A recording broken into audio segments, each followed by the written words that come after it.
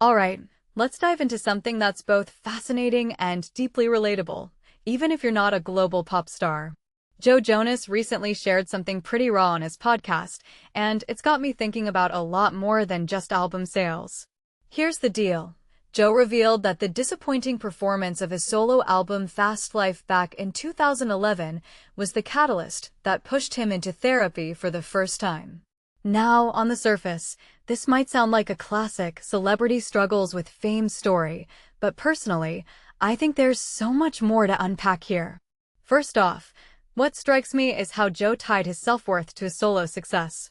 He said, "If I do that, then I matter." That line hit me hard because, let's be real, who hasn't done that at some point?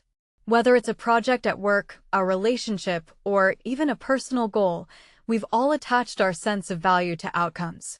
But here's the thing, Joe's story isn't just about an album flopping. It's about the dangerous habit of equating self-worth with external validation. And honestly, that's a trap so many of us fall into without even realizing it. What makes this really interesting is how Joe's experience highlights the pressure of stepping out of a successful group dynamic. The Jonas Brothers were massive, chart-topping hits, sold-out tours, the whole 9 yards. So, when Joe went solo, the expectations were sky-high, both from fans and, more importantly, from himself. I mean, think about it. If everything you've ever done as part of a team has been a hit, how do you handle it when you strike out on your own? It's not just about the numbers, it's about identity. Joe wasn't just releasing an album, he was trying to prove he could stand alone. And when that didn't pan out, it wasn't just a career setback, it was an existential crisis. Now, let's talk about the physical toll. Joe mentioned having panic attacks and persistent pain, which led him to doctors who eventually suggested therapy. This is a detail I find fascinating because it shows how deeply our mental health is connected to our physical well-being. We often think of stress as something we can push through, but Joe's story is a reminder that our bodies keep score. What many people don't realize is that untreated emotional pain can manifest in very real, very physical ways. It's not just in your head, it's in your body too. And that's a wake-up call for anyone who's ever ignored their mental health because they thought they could just tough it out. Joe's initial resistance to therapy is another point worth exploring. He said, "What do you mean a therapist? I don't need a therapist." Sound familiar?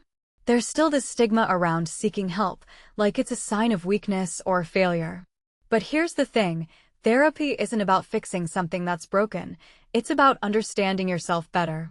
Joe's eventual decision to give it a shot, and his realization of how much he needed it, is a powerful testament to that. It's not about admitting defeat, it's about taking control of your own narrative. Nick Jonas's perspective adds another layer to this. He talked about rethinking how he measures success, saying, "I needed to be okay with myself." This raises a deeper question. Why do we place so much importance on external achievement?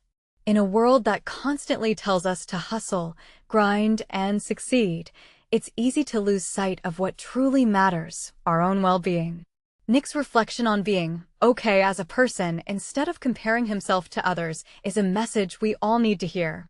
It's not about lowering your standards, it's about redefining what success means to you. If you take a step back and think about it, Joe and Nick's stories aren't just about fame or music. They're about the human experience. We all face moments where our expectations don't align with reality, where our sense of self feels shaky, where we're not sure if we're enough. What this really suggests is that vulnerability, whether you're a pop star or not, is universal. And maybe, just maybe, that's where the real connection lies. So, here's my closing thought. Joe Jonas's journey from a disappointing album to therapy isn't just a personal story, it's a mirror. It reflects the pressures we all face, the ways we tie our worth to external validation, and the importance of prioritizing mental health. Personally, I think the biggest takeaway here is this. It's okay to not be okay, and seeking help isn't a sign of failure. It's a step toward understanding yourself better. What do you think? How do you measure success, and what does Joe's story make you reflect on?